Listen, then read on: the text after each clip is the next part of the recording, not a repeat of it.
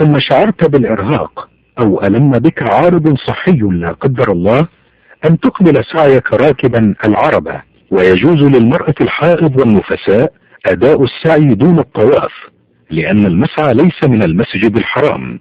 ومن الأخطاء إسراع النساء أثناء السعي بين العلمين الأخضرين. بعد إتمام السعي يقصر المحرم شعر رأسه إن كان متمتعا، ولا بد من تعميم جميع الرأس في التقصير. والمرأة تقصر من شعرها قدر أنملة وهي رأس الإصبع. وبهذا يكون الحاج المتمتع قد أتم عمرته، ومن ثم يحل له كل شيء حرم عليه بالإحرام.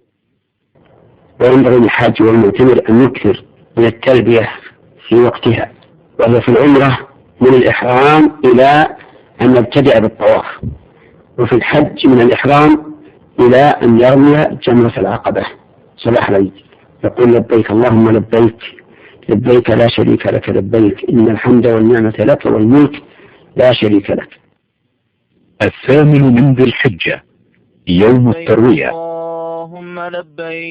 في هذا اليوم يتجه الحجاج المحرمين على اختلاف نسكهم متمتعين وقارنين ومفردين إلى صعيد منى، اقتداء بسنة المصطفى صلى الله عليه وسلم.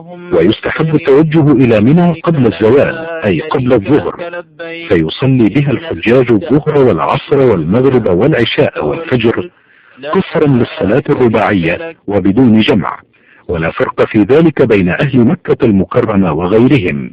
والسنة أن يبيت الحاج في منى يوم التروية حتى إذا صلى فجر 9 من ذي الحجة انتظر حتى تطلع الشمس، فيسير إلى عرفات بهدوء وسكينة ملبيا ومكبرا. 9 من ذي الحجة يوم عرفة. تتوافد جموع الحجيج إلى صعيد عرفات في هذا اليوم المشهود الذي وصفه رسول الهدى صلى الله عليه وسلم بأفضل الأيام. ويقف المسلمون في عرفات منذ طلوع الشمس حتى غروبها في هذا اليوم العظيم. ومن السنة أن ينزل الحاج بنمرة إن تيسر له ذلك، وإلا فليتأكد من نزوله داخل حدود عرفة.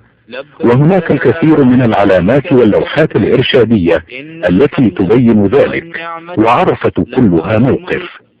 وفي هذا اليوم العظيم احرص أخي الحاج على إشغال نفسك بالتلبية والذكر، وأكثر من الاستغفار والتكبير والتهليل، واتجه إلى الله عز وجل خاشعا متضرعا، واجتهد في الدعاء لنفسك وأهلك وأولادك ولإخوانك المسلمين جميعا.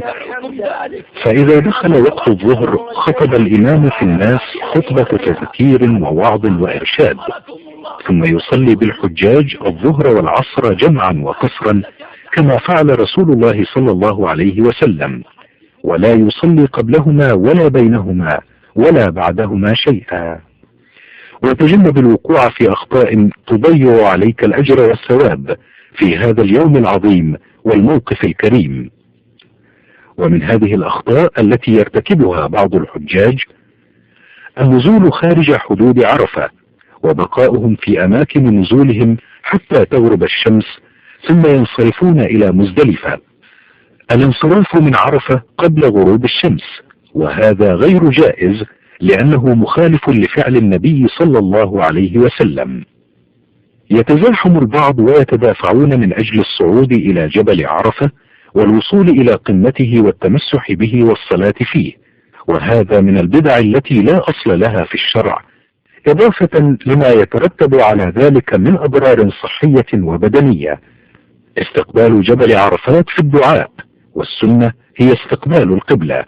اللهم إني أعوذ بك من الكفر والفقر ومن عذاب القبر، لا إله إلا أنت، اللهم أنت ربي، لا إله إلا أنت، خلقتني وأنا عبدك، وأنا على عهدك ووعدك ما استطعت، أعوذ بك من شر ما صنعت، وأبوء لك بنعمتك علي وأبوء بذنبي فاغفر لي، إنه لا يغفر الذنوب إلا أنت،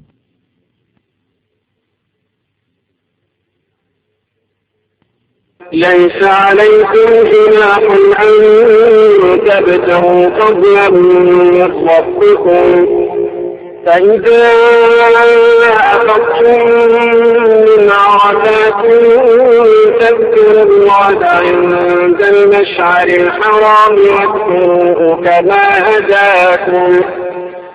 واذكروه كما هداكم وإن كنتم من قبله لمن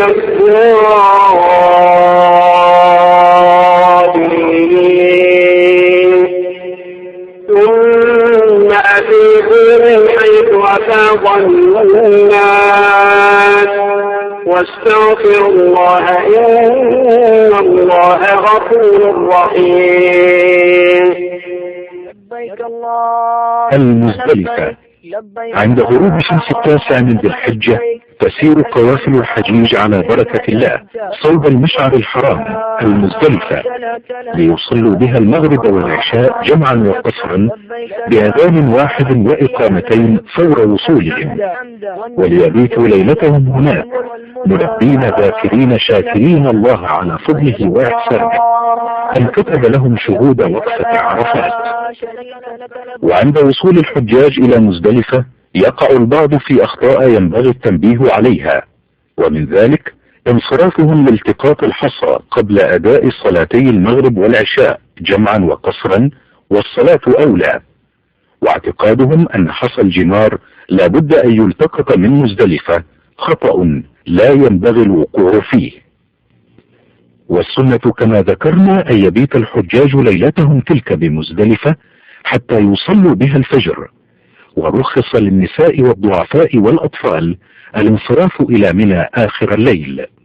فإذا صلى الحاج الفجر يستحب له أن يقف عند المشعر الحرام وهو جبل في مزدلفة أو في أي مكان بمزدلفة، ويستقبل القبلة ويكثر من ذكر الله والتكبير والدعاء بما يتيسر له، ثم ينصرف إلى التقاط حصيات الرمي 7 حصيات أكبر من حبة الحمص قليلا لرمي جمرة العقبة الكبرى، والباقي يأخذه من منى، ومن ثم يتابع سيره على بركة الله قبل طلوع الشمس إلى منى ملبيا خاشعا مكثرا من ذكر الله.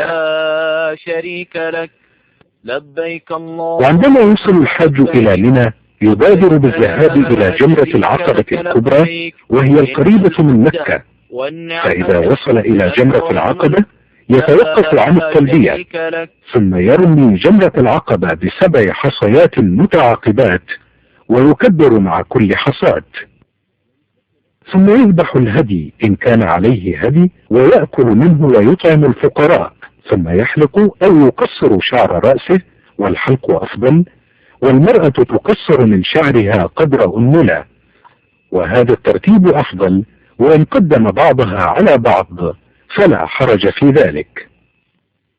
الله أكبر الله أكبر الله أكبر لا إله إلا الله الله أكبر الله أكبر ولله الحمد الله أكبر الله أكبر. يستقبل المسلمون في مشارق الأرض ومغاربها والحجاج على صعيد منى بوجه خاص يوم عيد الأضحى المبارك فرحين مستبشرين بما أنعم الله عليهم وناحرين أضحياتهم تقربا إلى الله عز وجل. وسيجد الحجاج في مشروع المملكة العربية السعودية للإفادة من لحوم الهدي والأضاحي خير عون لهم على أداء هذا النسك. ويلاحظ عند رمي الجمرات وقوع بعض الحجاج في أخطاء نذكر منها اعتقاد البعض أنهم يرمون الشياطين، فهم يرمونها بغيظ مصحوبا بسب لهذه الشياطين، وما شرع رمي الجمرات إلا لإقامة ذكر الله. رمي الجمرات بحصى كبيرة أو بالأحذية أو الأخشاب، وهذا غلو في الدين نهى عنه المصطفى صلى الله عليه وسلم. التزاحم والتقاتل عند الجمرات من أجل الرمي خطأ جسيم، والواجب على الحاج الرفق بإخوانه وتحري الرمي في المكان الصحيح داخل الحوض سواء أصابت العمود أم لم تصبه. رمي الحصى جميعا دفعة واحدة، وفي هذه الحالة لا تحسب له إلا حصاة واحدة، والمشروع رمي الحصى واحدة تلو الأخرى والتكبير مع كل حصاة. فإذا رمى الحاج جمرة العقبة وحلق أو قصر فقد تم له التحلل الأول، وبإمكانه حينئذ أن يلبس ثيابه وتحل له كل محظورات الإحرام إلا النساء. ثم